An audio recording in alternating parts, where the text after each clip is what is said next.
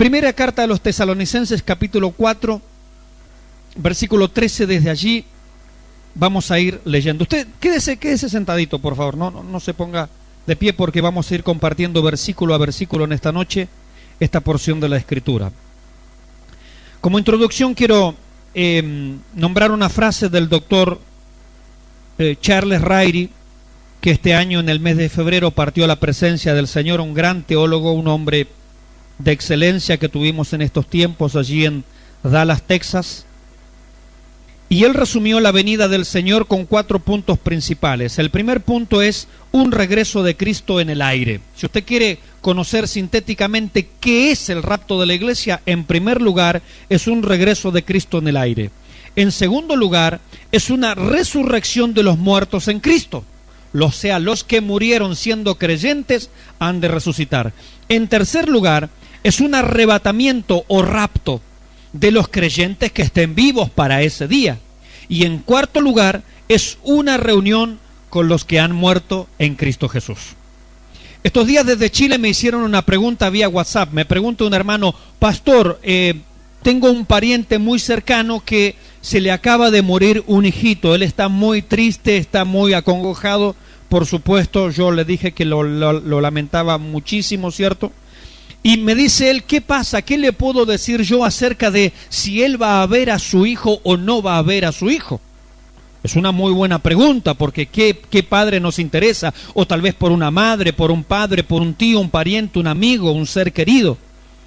Y la Biblia justamente aquí, como lo dice el doctor Ryrie en este cuarto punto, es una reunión con los que han muerto en Cristo Jesús. Por lo tanto, mis hermanos, el rapto de la iglesia también incluye el hecho de poder ver a nuestros seres queridos, nuestros niños, aquellos que han partido a la presencia del Señor. No toda persona participará del rapto de la iglesia, y eso es lo que vamos a ver en esta noche.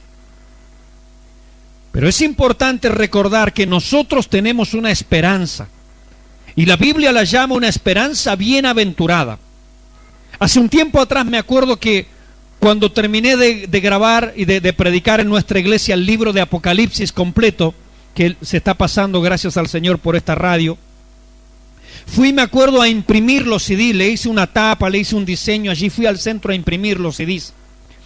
Y me pregunta a la persona que me atiende, dice: ¿cómo se llama el archivo? Porque yo se lo llevé en un pendrive y habían varias cositas allá adentro, y para buscarlo me dice: ¿cómo se llama el archivo? Le digo: búscalo por Apocalipsis. Y cuando en el mostrador yo le mencioné la palabra Apocalipsis, la persona me dijo: ay, me da miedo ese nombre. Y yo le pregunté: ¿por qué? No sé, dice, me da cosa ese nombre, la palabra Apocalipsis a mí me genera miedo. Yo le digo: si usted lo abre, va a ver que no solamente dice Apocalipsis, dice también la esperanza bienaventurada. Porque la Biblia así llama, comenzando. Si usted quiere conocer Apocalipsis, tiene que comenzar por el rapto de la iglesia, porque el Apocalipsis no se va a desarrollar, lo que entendemos generalmente como Apocalipsis, sin que primero el Señor se lleve a la iglesia de aquí de la tierra. Para los creyentes, Apocalipsis significa una esperanza bienaventurada. Es la esperanza que yo tengo de ver a mi Señor. Una vez estaba en nuestra iglesia dando un estudio bíblico acerca de los tiempos finales, la escatología, y una persona me preguntó: pastor, ¿y cuando el Señor venga, si yo no quisiera irme, qué pasa? Yo le digo: si usted no quisiera irse es porque usted no ha conocido al Señor. Usted está en una iglesia, usted está en un estudio bíblico, usted tiene una Biblia abierta, pero usted no ha conocido al Señor Jesucristo. Porque la Biblia dice que el Espíritu, que es el Espíritu Santo, y la esposa, que es la iglesia, al unísono dicen: ven. O sea que no hay posibilidad, no hay forma, no hay manera que una persona que realmente conozca al Señor Jesucristo no esté esperando su venida. Si usted no está esperando en su venida, usted hace bien en cuestionar su salvación. Dígale, pregúntele al que está al lado: ¿estás esperando su venida? Nos hemos levantado hoy con la expectativa de que Cristo puede venir hoy, esta noche. A la mitad del culto podría venir el Señor y esta predicación no terminar. Gloria a Dios. Pudiera ser que usted esta noche se acueste y mañana no se levante. porque ya está en la presencia del Señor. Pudiera ser tristemente que usted mañana se despierte y el pastor no esté, y los hermanos no estén, y usted venga al próximo culto y se encuentre usted y 3 más. Pudiera ser. Porque la Biblia hace una clara diferencia entre los que son del Señor y los que no son del Señor. El Antiguo Testamento, en el libro del profeta Malaquías, se cierra de la siguiente manera. En el capítulo 4 dice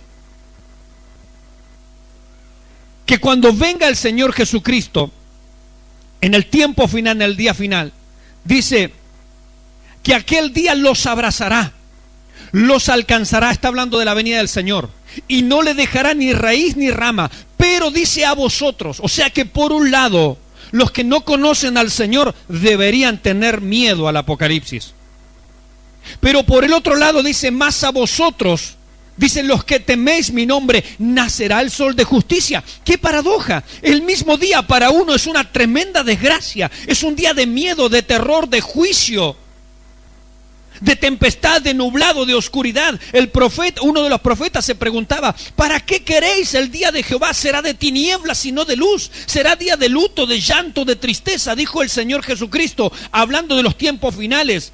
Dice, no habrá día, no habrá tiempo como aquellos días que se avecinan y que están por llegar. Pero sin embargo, por otro lado, dice a los creyentes, es la esperanza maravillosa. ¿Cómo es esto? Ante la misma palabra, ante el mismo hecho, el mundo tiembla y nosotros nos gozamos y estamos esperando ese día. ¿Qué dice la palabra del Señor aquí? Versículo 13. Tampoco queremos, hermanos, que ignoréis acerca de los que duermen. Hermanos, la Biblia no quiere que nosotros estemos en ignorancia. Por eso puse esta Biblia aquí adelante, porque mi hermana nombró algo muy importante. No debemos ignorar lo que está aquí en este libro. La Biblia no quiere que ignoremos. Pablo, hablando por ejemplo a la iglesia en 1 Corintios capítulo 12, dice, no quiero que ignoréis los dones espirituales, y esa es la actividad dentro de la iglesia. Pero aquí la Biblia dice, no quiero que ignores acerca de los que se murieron. Es una pregunta muy común. ¿Qué pasa? ¿Dónde va la gente? ¿Dónde va el cuerpo? ¿Qué pasa después de la muerte? ¿Qué pasa con los que ya partieron? Es la pregunta muy común. Las 3 preguntas más importantes del ser humano es: ¿quién soy? ¿De dónde vengo y hacia dónde voy? Esto es lo que trata de responder la filosofía, el hombre del conocimiento. ¿Quién soy? ¿De dónde vengo y a dónde voy? La Biblia responde estas 3 palabras, estas 3 preguntas, que es la pregunta básica de la humanidad. ¿Quién soy? ¿De dónde vengo? ¿Hacia dónde voy? La Biblia lo responde. Y la Biblia aquí comienza diciendo en el versículo 13, tampoco queremos, hermanos, que ignoréis acerca de los que duermen. Hermanos, los creyentes no podemos estar en ignorancia de la Biblia. Recién decíamos acerca del profeta Oseas en el Antiguo Testamento,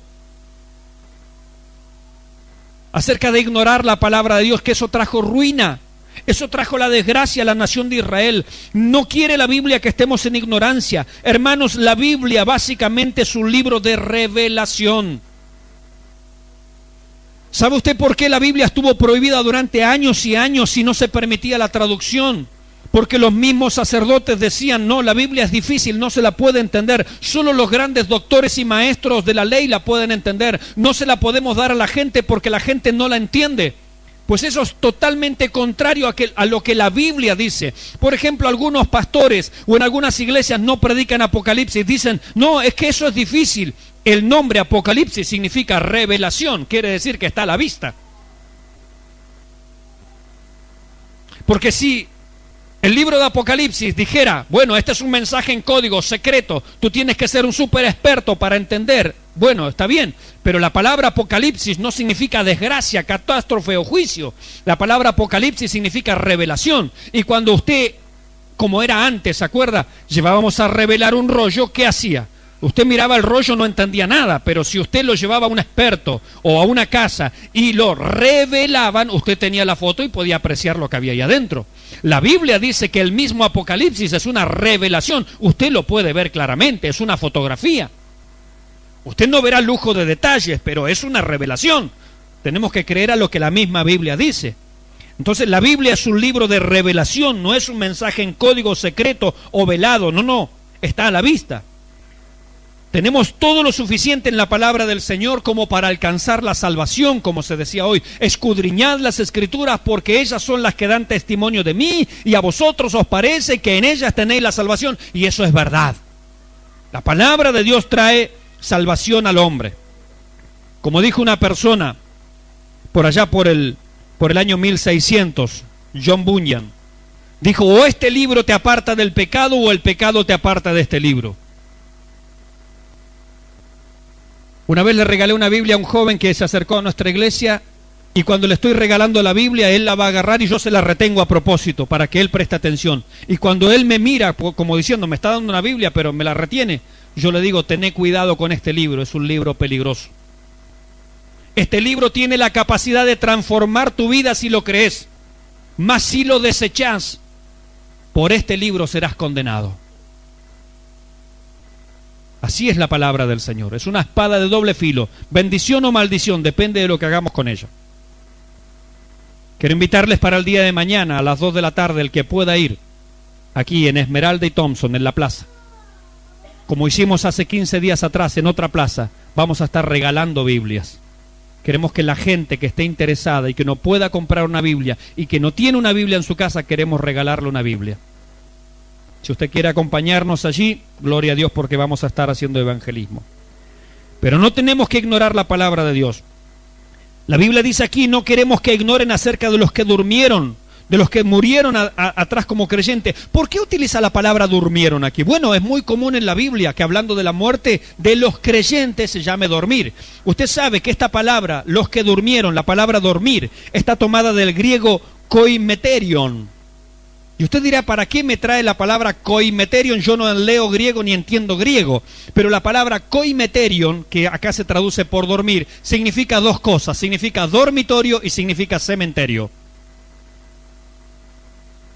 Porque el cementerio es el lugar donde duermen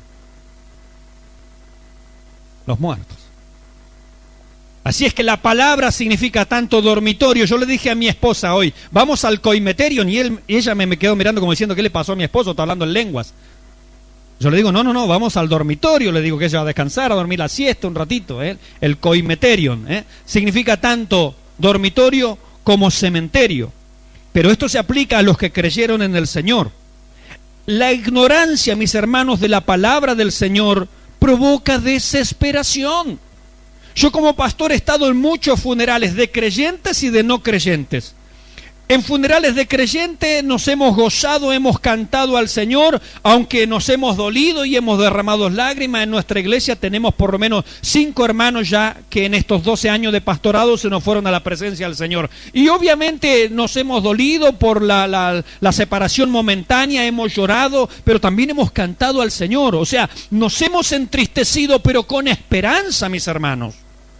Ahora, he estado en lugares donde ha muerto una persona que no tiene esperanza, que no conoce al Señor, que la Biblia no ha iluminado su mente, su alma, y es una desesperanza total. He visto gente corriendo por los pasillos del hospital gritando, gente que le han tenido que poner una inyección para que se calme, gente que se cae, que se desvanece, que gritan, que insultan a Dios, gente que está en la misma desesperación.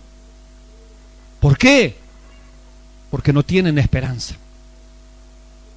Mire, mientras nosotros estemos así, todos somos cristianos y parecemos todos igual. Ahora, cuando llega el momento difícil, ahí se ve de lo que realmente hay en nuestro corazón. Si hay esperanza en nuestro corazón o si no la hay.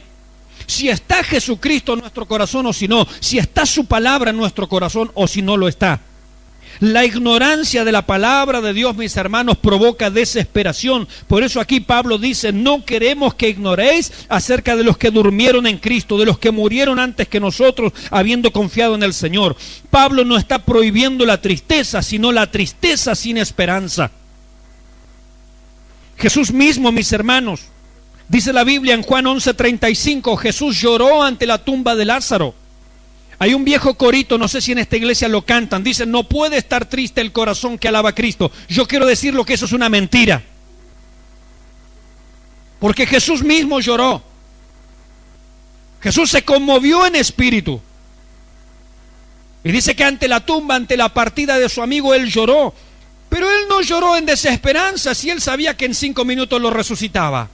Le había dicho a Marta y a María: si crees verás la gloria de Dios, yo soy la resurrección y la vida.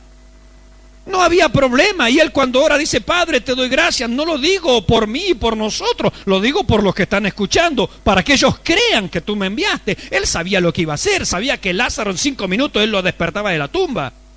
Pero sin embargo, él llora por la separación momentánea. Es normal, es natural que nosotros tengamos muestras de dolor, muestras de llanto, de angustia por algunas cuestiones. Pero no podemos, mis hermanos, llorar y tener la angustia y la tristeza como el mundo la tiene. Aquí dice: como los que no tienen esperanza, porque el creyente tiene una esperanza. Y es una esperanza maravillosa, de que en los cielos tenemos nuestra morada, de que si hemos de morir un día, el Señor mismo nos va a resucitar, que es lo que va a decir el resto del pasaje. En Mateo 26:38, Jesús, estando en el huerto de Getsemaní, en gran dolor y angustia, dice: mi alma está angustiada hasta la muerte. ¿Cómo que el creyente no puede estar angustiado? ¿Cómo que el creyente no llora? A veces los padres antes le decían a los niños: los hombres no lloran. ¿Cómo que no lloran? Jesús lloró. Lloró Pedro cuando negó al Señor. Lloró José cuando vio a sus hermanos, cuando se reencontró con ellos.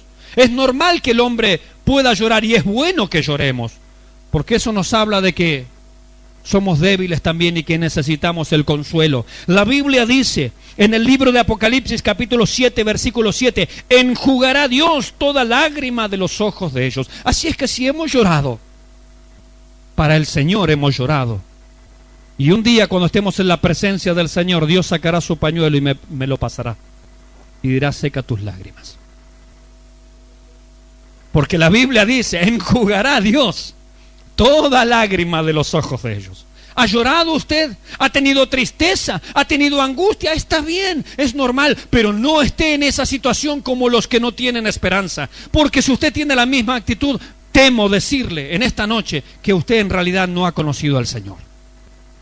Y sería bueno que en esta noche le conozca, para que pueda hallar consolación. El apóstol Pablo dice: con la consolación con que hemos sido consolados, también nos consolamos en Cristo Jesús. Los que hemos sido consolados, mis hermanos, podemos consolar a otros. Podemos decirles: mira, yo estaba en angustia. Como dice el salmista, este pobre clamó y le oyó Jehová y fue librado de todas sus angustias. En el Salmo 40 dice que yo estaba en el pozo, en el lodo cenagoso de la desesperación. Clamé al Señor, Él escuchó mi ruego, me sacó del pozo, puso en mí un cántico nuevo, alabanza a nuestro Dios, puso mis pies sobre la peña. Verán esto muchos y temerán y confiarán en Jehová. Cuando un hombre es levantado, cuando una mujer es levantada, los demás están mirando y están diciendo: si Dios pudo hacerlo con él, también puede hacerlo conmigo.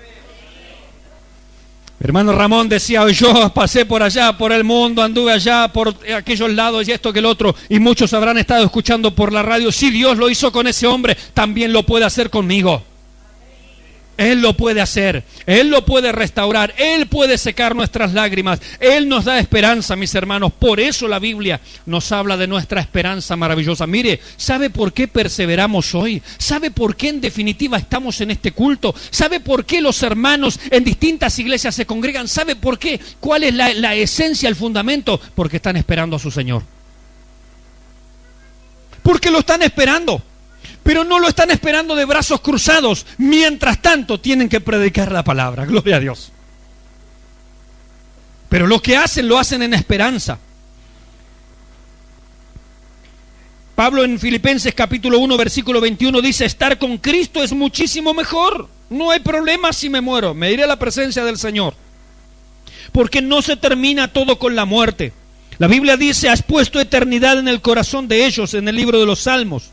Y el rico y Lázaro, en la parábola que dio el Señor, ambos estaban conscientes. Cuando estemos del otro lado, hay muchas personas que se preguntan: ¿estaremos conscientes del otro lado? ¿Nos conoceremos? Pues claro que nos conoceremos.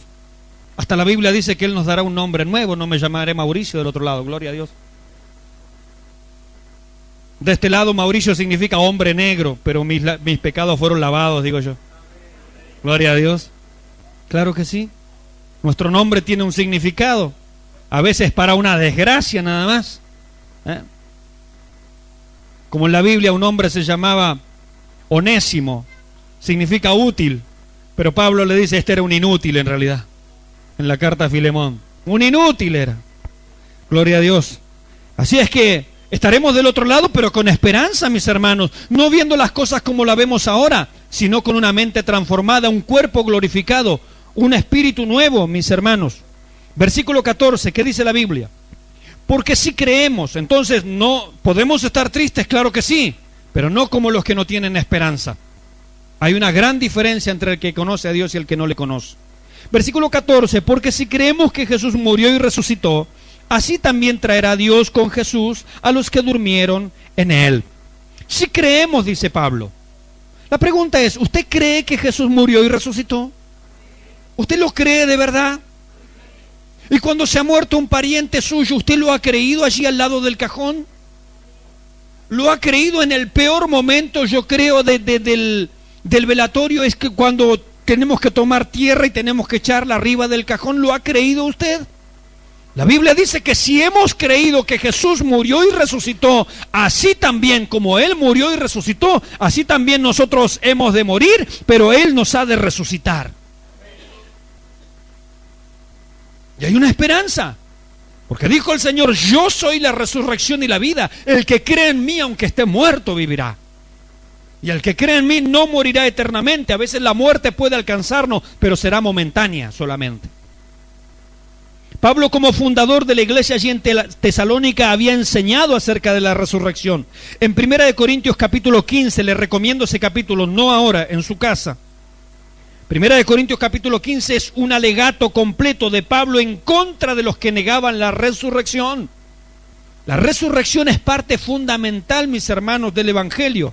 El argumento de Pablo allí en 1 Corintios 15 es, si no hay resurrección, Cristo no resucitó, porque no hay resurrección.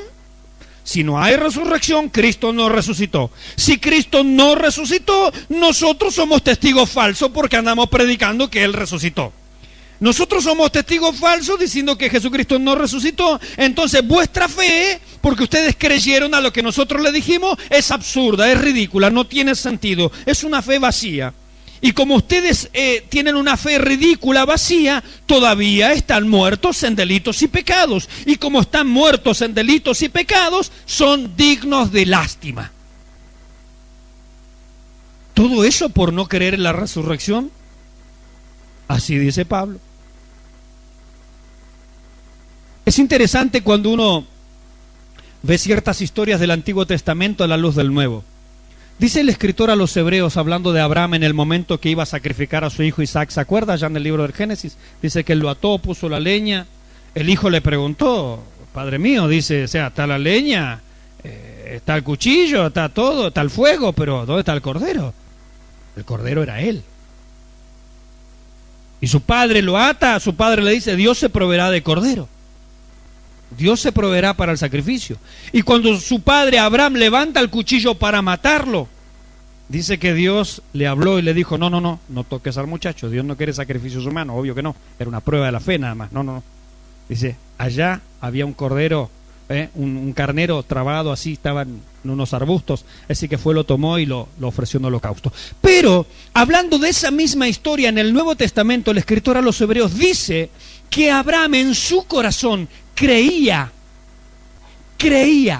que Dios es poderoso para levantarlo de los muertos. Cuando Abraham levantó el cuchillo, la Biblia nos dice que él en su corazón decía, yo lo mato, pero él lo resucita. Yo lo mato, pero él lo resucita. Ese era el pensamiento de Abraham. Y nos pase lo que nos pase en esta vida, no hay problema, él nos resucita. Dijo el Señor Jesús, no temáis a los que pueden matar el cuerpo, más de eso no pueden hacer más nada. Más bien temed aquel que no solamente puede matar el cuerpo y también el alma echar al infierno. A ese sí que hay que temer. Gloria a Dios. Porque tenemos esperanza de resurrección. La Biblia nos habla de esperanza.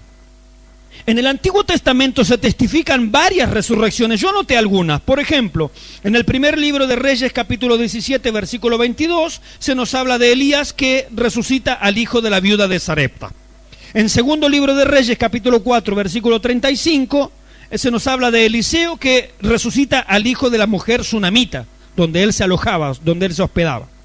En el segundo libro de Reyes, también capítulo 13, versículo 21, ya Eliseo estaba muerto hacía un tiempo, y un día dicen que iban unas personas, una historia interesante, no sé si usted la leyó, dice que un día iban unas personas con un difunto, así, y aparecieron una banda de merodeadores, o sea, asaltantes, digamos así, y cuando los vieron que venían los asaltantes, largaron el muerto que caiga donde caiga y salieron corriendo, dice los que lo llevaban. Bueno, el muerto cuando lo largan, ¿sabe dónde cayó? En la tumba de Eliseo. Dice que cuando el muerto cayó sobre la tumba de Eliseo, se puso en pie de nuevo, gloria a Dios. ¿Usted lo cree? La Biblia dice eso, y Dios no miente, porque el Señor es poderoso para levantar a los que creen en Él. Eliseo, por eso yo una vez hice esta pregunta en la iglesia, es como un enigma, y nadie me sabía responder. ¿Cuál es el muerto que resucitó otro muerto? Y los hermanos se rascaban la cabeza. Eliseo, él estaba muerto, pero cuando el muerto cae, el Señor lo levantó. Gloria a Dios. Tremendo lo que hace el Señor. Abraham, los profetas, Job mismo creía en la resurrección. Esto está atestiguado en el Antiguo Testamento. En el Nuevo Testamento, por ejemplo, en Juan capítulo 11, Lázaro es resucitado. El Señor se para delante de la tumba y le dice: Lázaro, ven fuera. En Lucas 7, versículo 12, Jesús resucita al hijo de la viuda de Naín.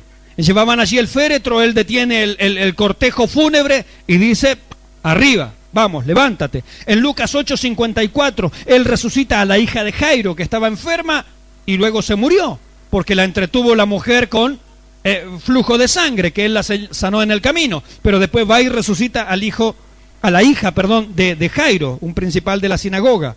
En Hechos capítulo 9, Dorcas es resucitada, de donde las hermanas se llaman Dorcas, las hermanas de la iglesia.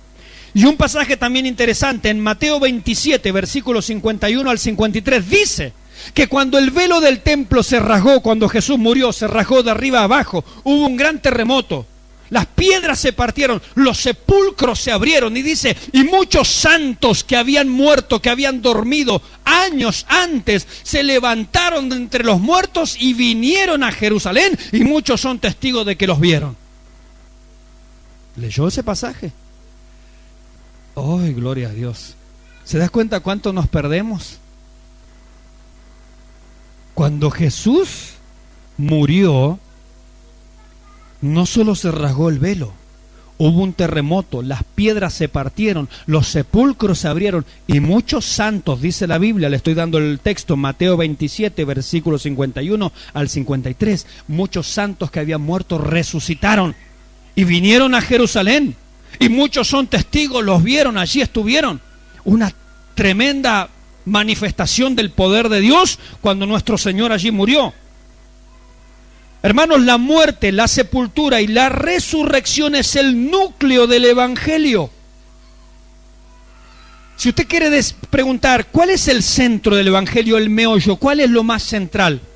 Es la muerte, la sepultura y la resurrección.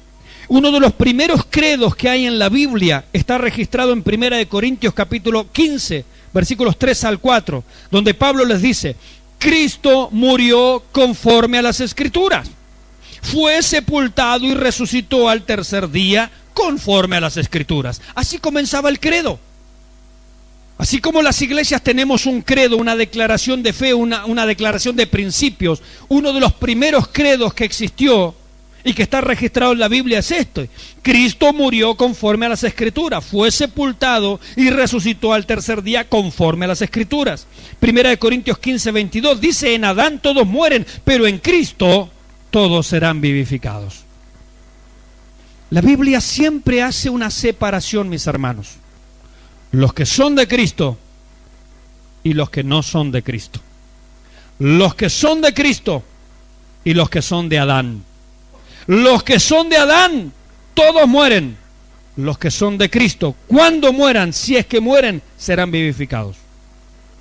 O sea, serán resucitados de entre los muertos. ¿No le parece maravillosa la esperanza? ¿No le parece glorioso, mis hermanos, lo que la Biblia nos narra? A mí me parece precioso. Dice también, así también de la misma manera, así como Cristo murió y resucitó, dice, así también Dios traerá a los que durmieron en Cristo. O sea, me está poniendo que Cristo es el ejemplo. De la misma manera que Dios hizo con Jesucristo, de la misma manera hará conmigo. ¿Por qué? Porque yo he creído en Él. Porque Él está en mi vida. Porque Jesucristo venció la muerte. Y si Él venció la muerte sobre su propio cuerpo, también puede vencer la muerte en el mío. Imagínense que Cristo no resucita. Todos diríamos, bueno, primero, Él dijo que iba a resucitar y no resucitó. Ya mintió. Segundo, si Él no se levanta de entre los muertos, no puede contra la muerte en su propio cuerpo, menos va a poder con la muerte en mi cuerpo.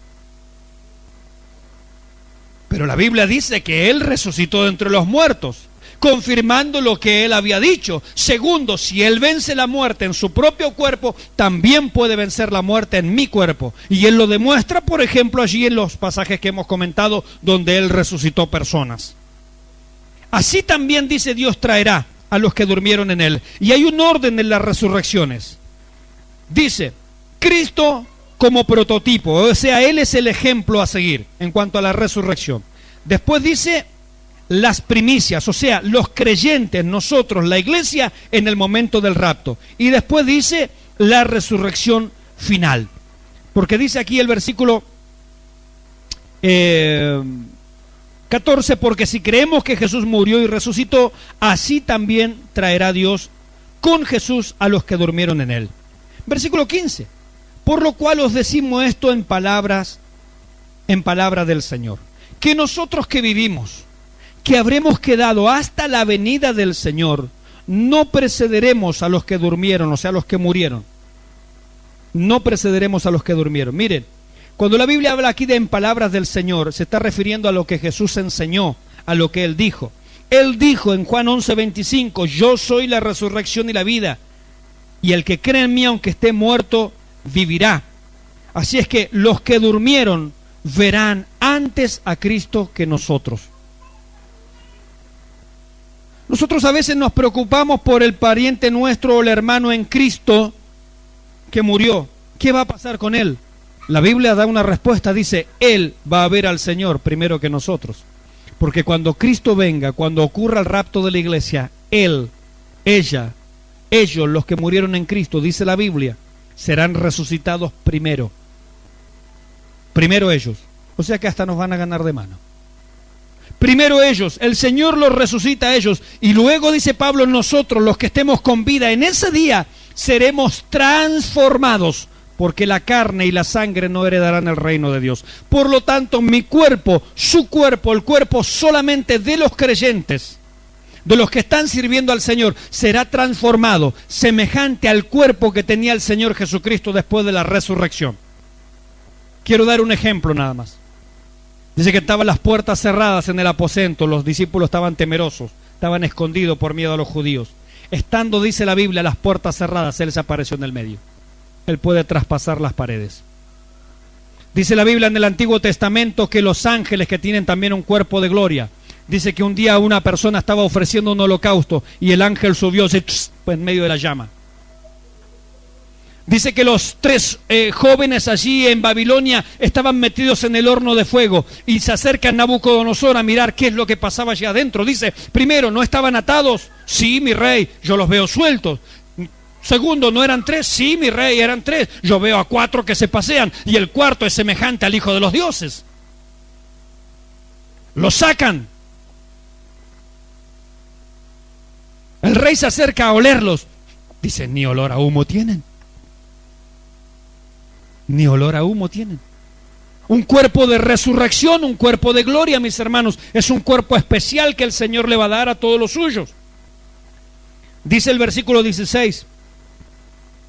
Porque el Señor mismo, y aquí viene a describirnos lo que es el momento del rapto de la iglesia. Porque el Señor mismo, con voz de mando, con voz de arcángel y con trompeta de Dios, descenderá del cielo. La Biblia dice el Señor mismo. Él no va a mandar a nadie a buscarnos. Porque en Juan 14, versículo 13, Él dijo, vendré y os tomaré a mí mismo. Porque la iglesia es el cuerpo de Cristo. Así es que Él dice, yo volveré, yo vendré y os tomaré a mí mismo. Porque ustedes son parte mía, son parte de la iglesia. Estos días una persona también por WhatsApp desde Chile me hacía una pregunta. Me decía, pastor, ¿cómo es esto de la salvación y estas cosas? Y yo le decía, mira, somos parte del cuerpo de Cristo. Por lo tanto, como somos parte del cuerpo de Cristo, cuando Él venga simplemente se lleva lo que es de Él. La Biblia dice, conoce el Señor a los que son suyos. Mis ovejas oyen mi voz y me siguen. Yo las conozco, las llamo por su nombre, ellas me siguen. Ahora, quien no sigue al Señor es porque no es su oveja. Así es que es muy sencillo esto. El Señor dice, vendré y os tomaré a mí mismo. Dice con voz de mando. En el Antiguo Testamento al Señor se le llama Jehová Sabaoth, o sea, Jehová de los ejércitos, el Señor de las huestes. El Señor que tenía el mando, el Señor que era el capitán del ejército. Y aquí dice la Biblia que el Señor Jesucristo con voz de mando, como el auténtico Jehová de los ejércitos, Él dará la voz, vengan, suban. Estando ante la tumba de Lázaro, Él no tuvo que hacer una gran oración, ni largo discurso, ni reprender a los principados, a los demonios, y hacer una procesión alrededor de la tumba. No, Él dijo, Lázaro, ven fuera. Y un predicador decía, si el Señor no hubiera dicho Lázaro ven fuera y hubiera dicho solamente ven fuera, un montón de muertos de esa región habrían salido. Yo Señor, yo Señor, yo Señor. Porque Él tiene todo el poder. Pero Él dijo Lázaro ven fuera. Dice y el que estaba muerto salió. Otro predicador hablando del mismo episodio dice, es que el Señor solamente va a resucitar a sus amigos. Y Él dijo, ¿vosotros sois mis amigos? Sí.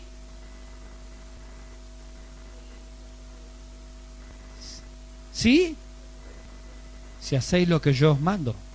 Pregúntele al que está al lado, ¿eres amigo de Dios?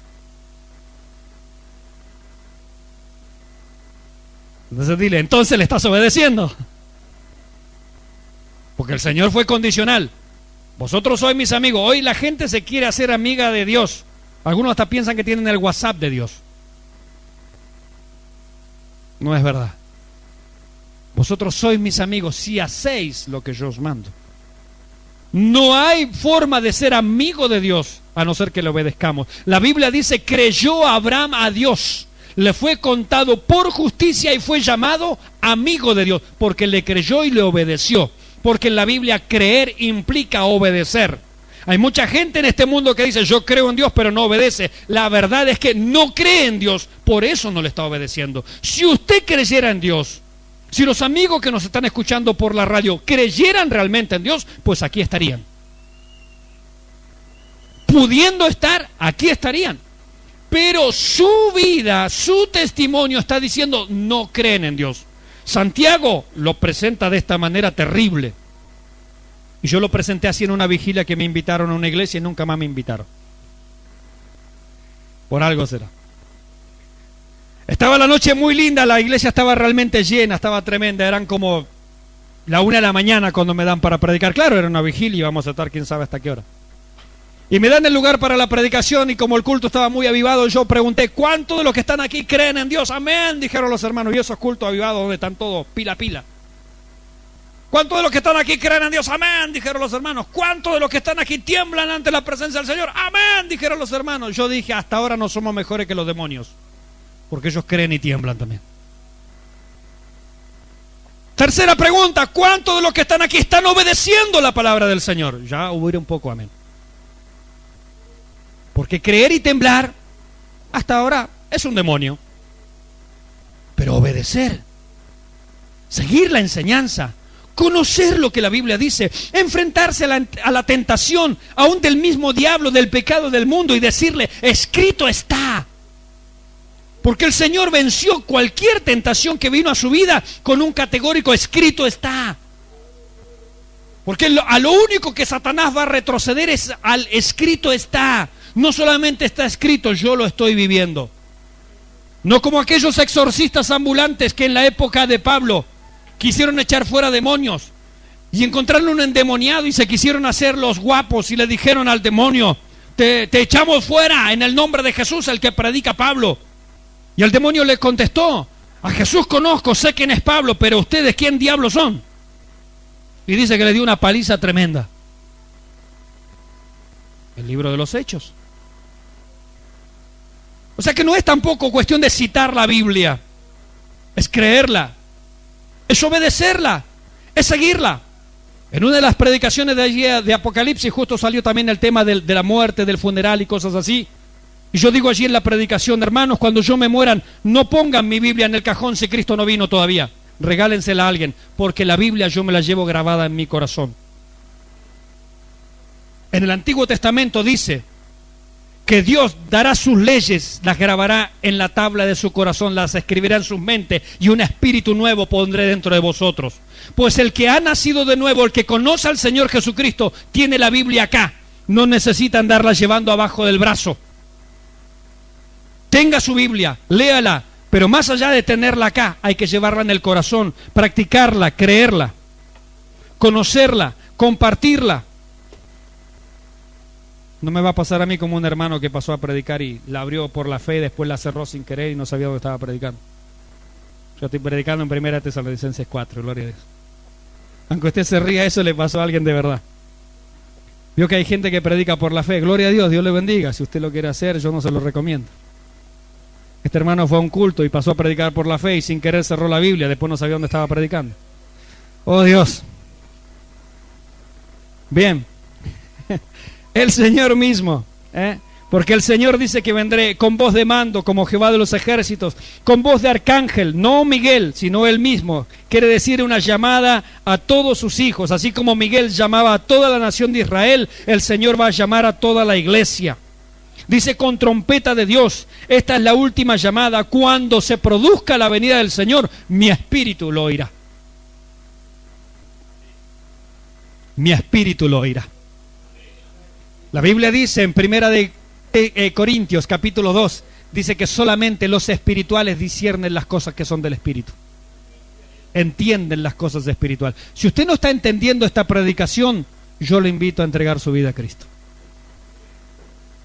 Porque Cristo viene y hoy puede ser su última predicación.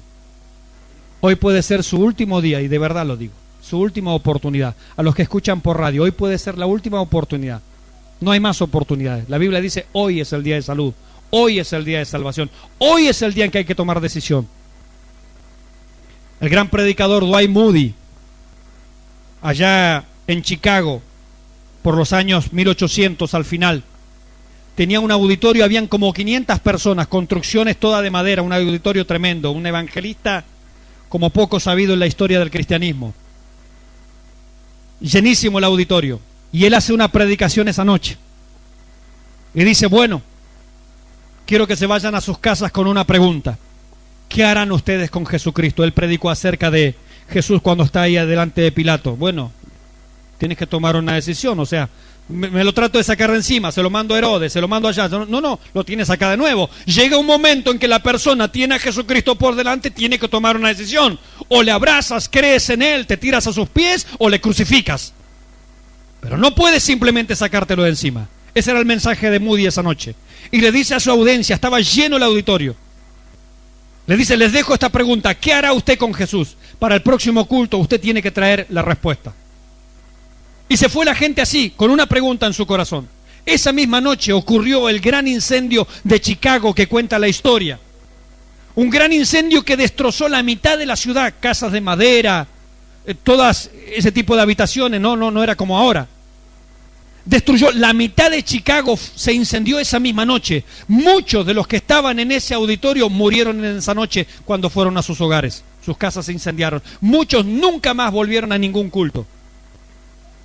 Y Moody escribe en su biografía, en sus recuerdos, dice: nunca más le daré chance a una persona siquiera de que lo piense. Tiene que tomar una decisión ahora. Porque muchas de esas personas no tuvieron la oportunidad de llegar al próximo culto. Murieron esa misma noche. Y Moody lo lamentó todo el resto de su vida. Con trompeta de Dios, es el último llamado. Mis ovejas oyen mi voz, me siguen, Juan 10:27.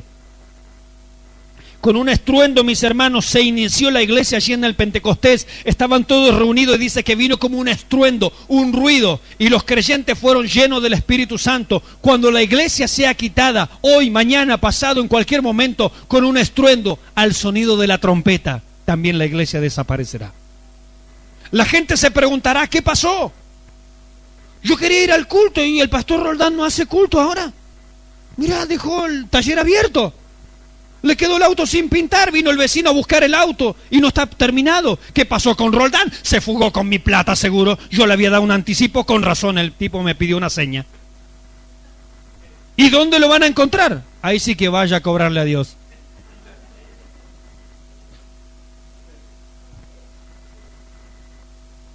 Un día de estos este lugar va a quedar vacío, hermanos. La Biblia lo dice, yo lo predico. Usted sabe que desde el año 1825 para atrás esto no se predicaba. Dios usó a una persona, John Nelson Darby, a partir del año 1825. Dios le iluminó la mente y dijo, ¿por qué no se predican estas cosas? ¿Por qué no se predica del rapto? ¿Por qué no se predica de la venida del Señor? ¿Por qué no se quiere predicar Apocalipsis? ¿Por qué? Simplemente no se predicaba. Pero a partir del año 1825 aproximadamente se comenzó a predicar del rapto de la iglesia. Y hasta el día de hoy, en el 1900, nacieron las iglesias pentecostales. Y las iglesias pentecostales, como venían justo con esa onda, también dijeron, amén, las iglesias pentecostales vamos a predicar el rapto. Por eso es normal, es común que las iglesias pentecostales hablen acerca del rapto, prediquen el rapto, crean el rapto de la iglesia. Pero hoy en día usted prende la internet y hay muchos que están negando el rapto. Dicen, no, eso es un invento que empezó en 1825. No es un invento, está aquí en la palabra. Lo que pasa es que estaba olvidado. Nadie le prestaba atención. Como decía yo estos días predicando acerca del Apocalipsis. Imagínese en Apocalipsis, en el capítulo 11 por allí, cuando habla de los 2 testigos que mueren en Jerusalén. Dice la Biblia, y todo el mundo los verá.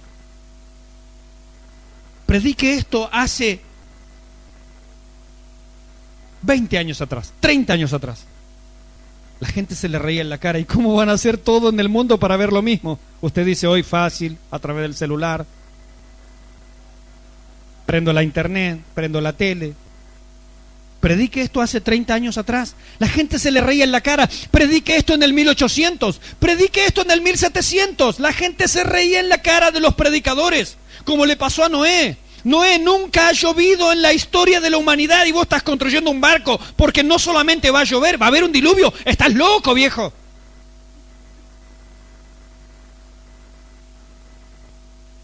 Porque la palabra de Dios es locura a los que se pierden, dice la Biblia. Mas para nosotros la palabra es poder de Dios para salvación a todo aquel que cree, al judío primeramente y también al griego. Porque estas palabras las predicaron gente que el mundo las consideró locas, locos, rayados, chiflados. Gente que cuando hay alguien predicando en una esquina te dicen, ¡cállate, loco! ¿Usted de los locos o de los cuerdos? ¿Cuántos locos hay aquí? ¿Se imagina predicar estas cosas?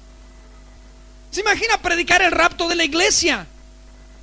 ¿Usted piensa que es casualidad cuando Discovery Channel, History Channel hablan acerca de alienígenas ancestrales, los alienígenas que visitaron el mundo y los alienígenas que succionaron gente y desapareció? El mundo, Satanás los está engañando para disimular el rapto de la iglesia. Un día de estos usted va a ir en auto y usted no va a estar más en el auto y el auto sigue solo y ¡pum! Se incrusta contra una casa. Y sale la gente allí a linchar al conductor y el conductor no está, se habrá fugado. No, se lo llevó el Señor. Un día de esto estaremos en el culto, mis hermanos, y de repente en el culto quedan 2 o 3 personas, lamentablemente, porque la salvación es individual, es personal, mis hermanos. Cristo viene por los de Él. Los que murieron en Cristo, dice la Biblia, serán resucitados. Los que estemos vivos en Cristo seremos transformados. Por eso es importante que usted se vaya de este culto hoy preguntándose, ¿estoy yo en Cristo? No es lo mismo que estar en la iglesia. La iglesia no salva. Y esto se lo dice un pastor. La iglesia no salva. Leer la Biblia no salva. La salvación solamente es si usted en su vida ha recibido a Jesucristo como Señor y Salvador. Y eso se demuestra por una vida transformada, una vida cambiada. ¿Jesucristo cambió o no cambió su vida? Porque ser salvo no es, bueno, antes yo no iba a la iglesia y ahora voy a la iglesia. No, no, no. Eso es ir a la iglesia. El tema es si Jesucristo está en usted, si su naturaleza fue transformada, cambiada. Si usted antes era una oruga y ahora una mariposa, usted sufrió un cambio, una transformación. Pero si antes era una oruga y ahora es un bicho canasto, usted no ha cambiado nada por más que venga a la iglesia.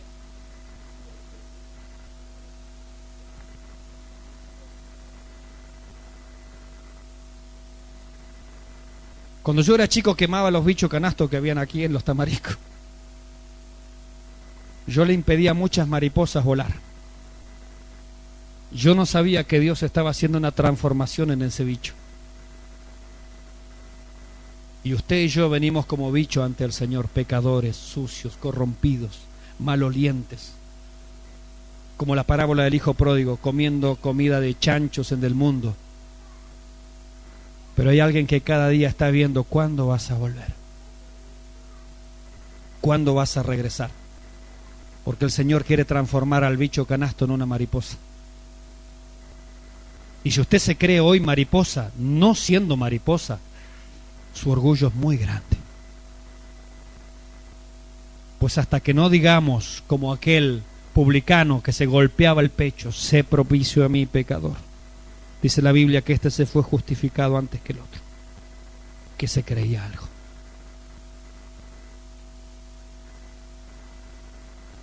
Los muertos en Cristo resucitarán primero. Esto no incluye a los impíos, no incluye a la gente que va a la iglesia simplemente por ir. Hay gente que viene a las iglesias y es una desgracia para la iglesia. Yo una vez prediqué y a un hermano le cayó mal el término. Yo le dije, los que no tienen la gracia de Dios son unos desgraciados. Porque no tienen gracia. Y la gracia de Dios es el amor de Dios que ha descendido a mi vida y ha transformado mi corazón. He recibido la gracia de Dios en Cristo Jesús. Quien no tiene la gracia es un pobre desgraciado. No ha recibido el perdón de sus pecados, la transformación de su vida, de su alma, de su corazón. Cuando Cristo venga, y si viene esta noche, pues no participará del rapto. Como decimos en la propaganda allí en la radio. Sea parte del rapto de la iglesia. Sea usted uno de los que se va con el Señor. Sea usted, si usted murió antes del rapto, uno de los que el Señor va a resucitar cuando Él venga, para estar siempre con el Señor y recibir un cuerpo incorruptible de gloria. Esto sucederá en cualquier momento. Dice aquí el versículo 17, luego nosotros, una vez que el Señor resucitó a los que murieron en Cristo, a los que se murieron con esta esperanza maravillosa, aquellos que habían sido transformados en su vida, dice, luego nosotros, los que vivimos, los que hayamos quedado, seremos arrebatados juntamente con ellos. Arrebatados. Los que niegan el rapto dicen, no, la Biblia no enseña el rapto. La palabra arrebatado es la palabra griega arpazo. Se tradujo al latín como rapio y traducida al castellano como rapto. La palabra griega arpazo significa exactamente esto, tomar así por sorpresa, tomar desde arriba, llevármelo, como cuando usted quiere atrapar una mosca. Le da el golpe rápido y usted se la lleva en su mano. Eso significa la palabra arpazo, que aquí se traduce como arrebatados, raptados, llevados por sorpresa. Luego nosotros los que vivimos seremos arrebatados, dice la Biblia. Mire lo que dice un comentarista llamado William MacDonald. Comentando este pasaje, dice, el aire, porque dice, seremos arrebatados y nos uniremos al Señor en el aire. Y este comentarista dice, el aire es la esfera de Satanás, Efesios 2:2. De manera que esta es una triunfante reunión en abierto desafío al diablo en su propio dominio. Pensemos en todo lo que se incluye en estos versículos. La tierra y el mar, dando el polvo de todos los muertos en Cristo. Luego el milagro transformador mediante el que este polvo es transformado en cuerpos glorificados, libres para siempre de enfermedad, dolor y muerte. Y luego el vuelo espacial al cielo, y todo esto en un abrir y cerrar de ojos. Si el Señor tomó un puñado de arena, como cuando uno juega a la arena, le dio forma humana, sopló en la nariz, le dio aliento de vida y fue Adán un ser viviente. Así dice la Biblia. ¿Qué problema hay para que nos levante a nosotros del polvo de la tierra? Murió hace mucho, no importa. Se lo comió un tiburón porque se murió en el mar, no importa. Dios le dará un cuerpo nuevo, un cuerpo glorificado, un cuerpo totalmente distinto. Gloria al nombre del Señor. Versículo 18, mire lo que dice aquí. Ya estamos cerca del final. Dice, así, dice en el versículo 17, y así estaremos siempre ¿con quién? Con el Señor.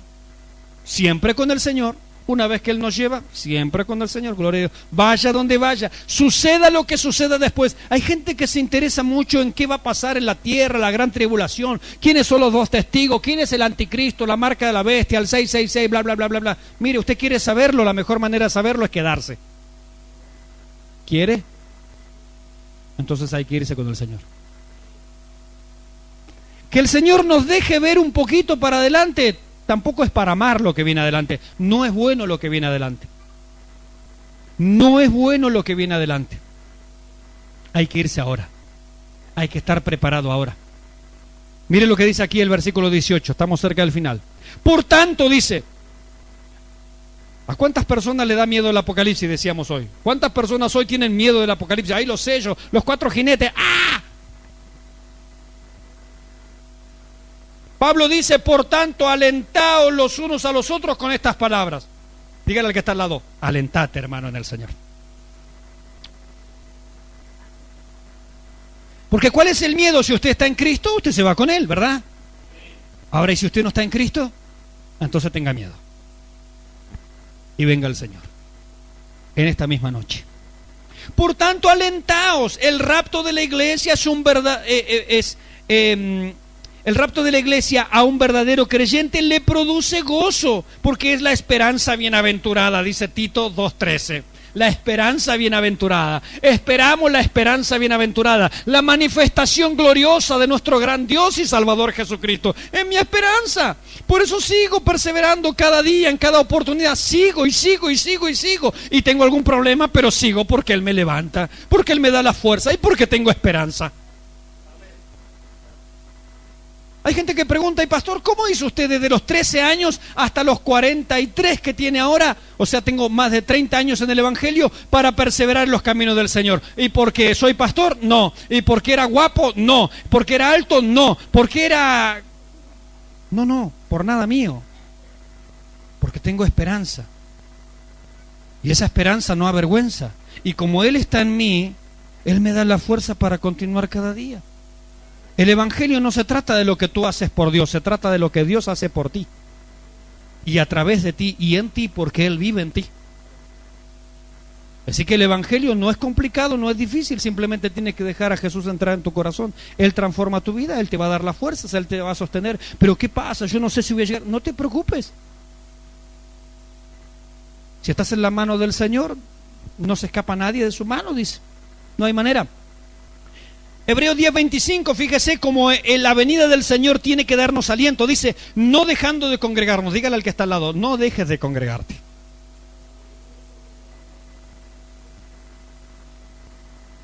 El resto del pasaje dice, como algunos tienen por costumbre, dice, sino exhortándonos, y cuando más que veis que aquel día se acerca. Hermanos, se acerca la venida del Señor. Dígale al que está al lado, se acerca la venida.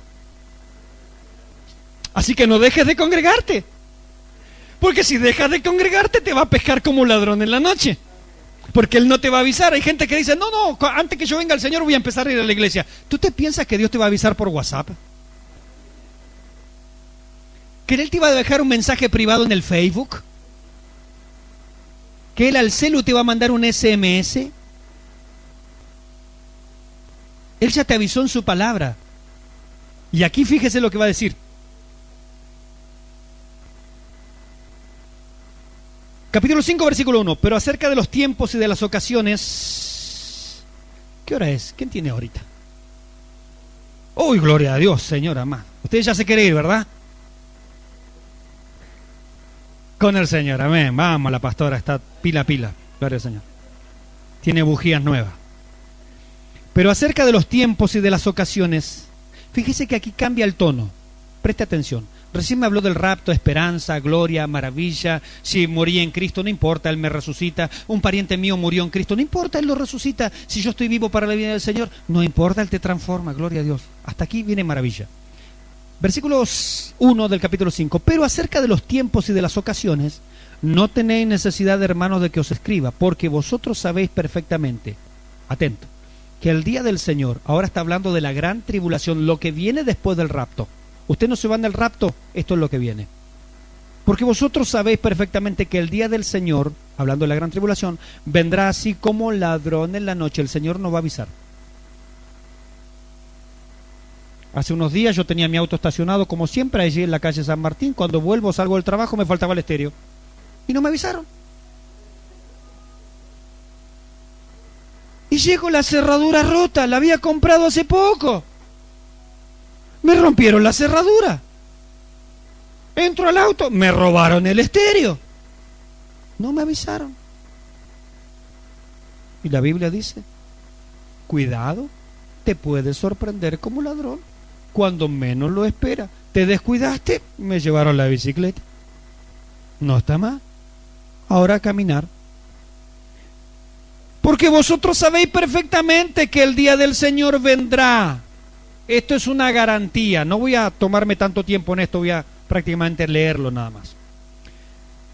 El día del Señor vendrá. Esto es una garantía, hermanos. El día del Señor vendrá, viene. Pedro dice, algunos lo tienen por tardanza, ignorando que el Señor es paciente para con todos, no queriendo que ninguno perezca, sino que todos procedan al arrepentimiento. O sea, si Cristo no vino todavía es porque tiene paciencia contigo, queriendo que te vuelvas al Señor de todo corazón, para que no te pierdas. Esa es la respuesta de Dios. Porque algunos dicen, no, escúchame, este mensaje lo escuchamos hace 50 años atrás y no pasa nada. Ah, bueno, la Biblia responde a eso. Pero te sorprenderá como ladrón en la noche, que cuando digan paz y seguridad, está todo bien, ahora la economía está bien, mi hogar está bien, el mundo está bien, se solucionaron las cosas, tenemos un gran gobierno, ahora sí que nos vamos a acomodar, ahora sí que me saqué el kini, el bingo, lo que sea. Cuando digan paz y seguridad, vendrá sobre ellos ¿qué? Destrucción repentina, como los dolores a la mujer encinta, y no escaparán.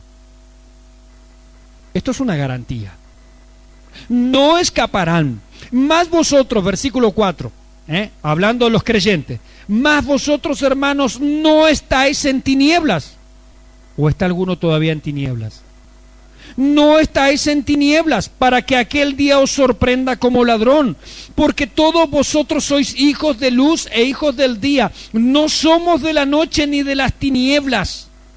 Hoy me crucé un joven bastante drogado allí en mi barrio, y lo vi así, que tenía sus ojitos como conejo, bien coloradito el pobre.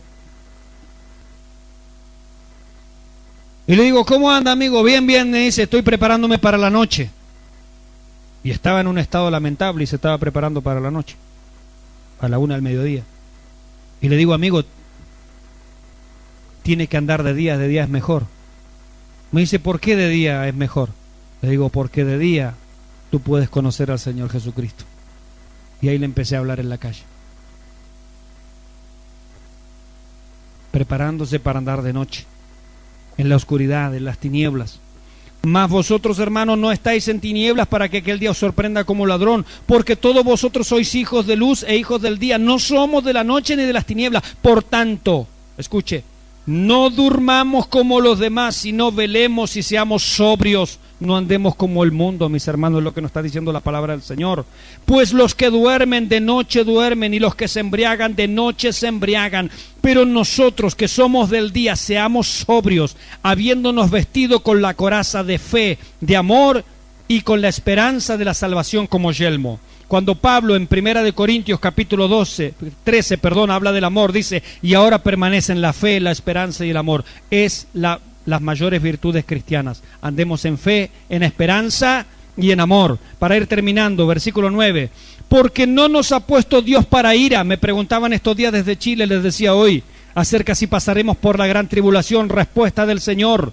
a los que han creído en Él, porque no nos ha puesto Dios para ira, sino para alcanzar salvación, por medio de nuestro Señor Jesucristo. Versículo 10, quien murió por nosotros, para que ya sea que velemos, o sea, estemos con vida, o que hayamos muerto, durmamos, vivamos juntamente con Él. Por lo cual, de nuevo, animaos unos a otros y edificaos unos a otros, así como lo hacéis.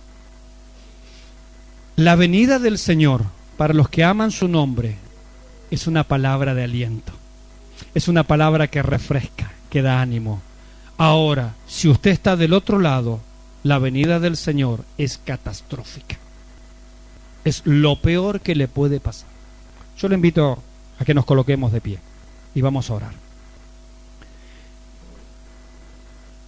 Y yo quiero hacer una pregunta en esta noche a los que están presentes y a los que están escuchando por radio. ¿Hay alguien aquí que todavía no tiene seguridad de su salvación? Yo me he encontrado con cantidad de evangélicos. Este año Dios me dio la bendición de estar predicando en Chile en el mes de febrero. Habían pastores de distintas denominaciones, habían líderes, habían hermanos comunes. Y yo hablé acerca de la seguridad de la salvación. Yo les dije así a los hermanos en Chile. Preste atención, les dije así. ¿Por qué ustedes salen a predicar a la calle y le dicen a la gente en Jesucristo hay salvación? E invitan a la gente a venir a la iglesia.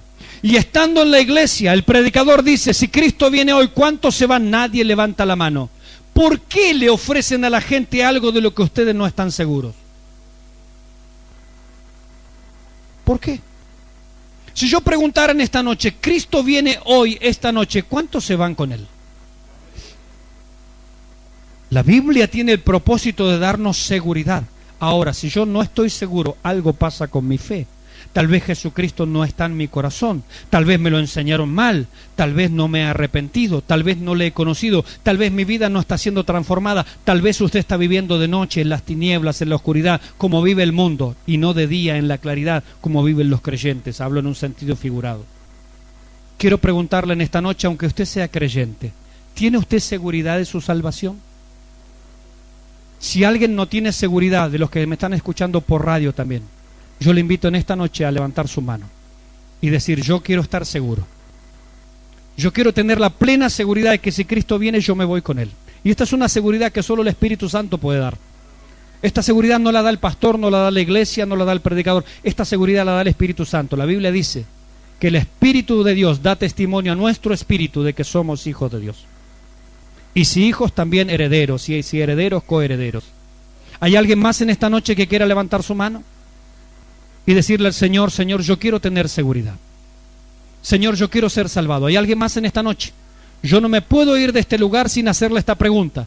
No quiero hacer lo mismo que le pasó a Moody. No quiero dejarlo ni siquiera que lo piense para mañana. No sé si usted mañana está vivo.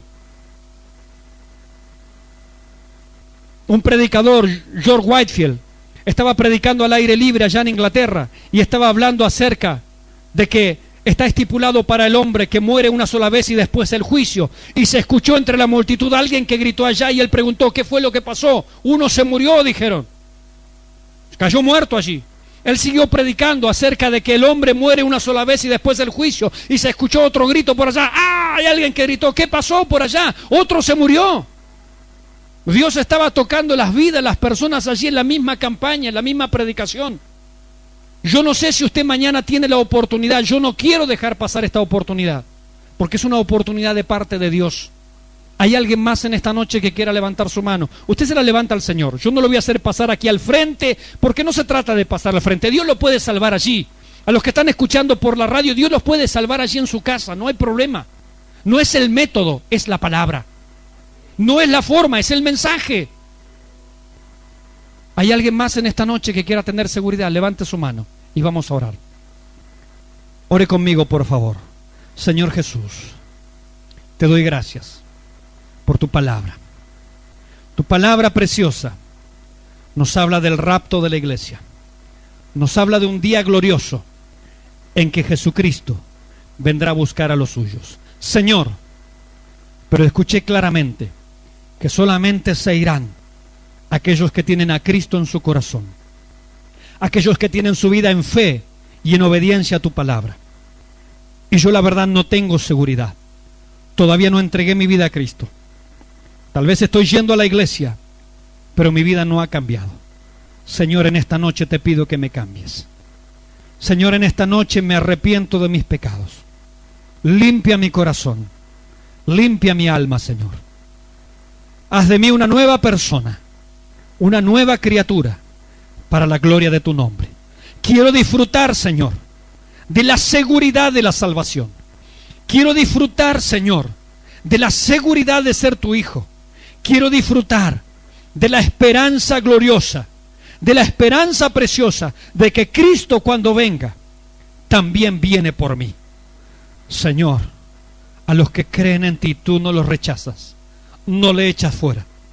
Gracias, Señor, por haber muerto, sepultado y resucitado, porque así también yo lo seré. Gracias te doy en el nombre de Jesús.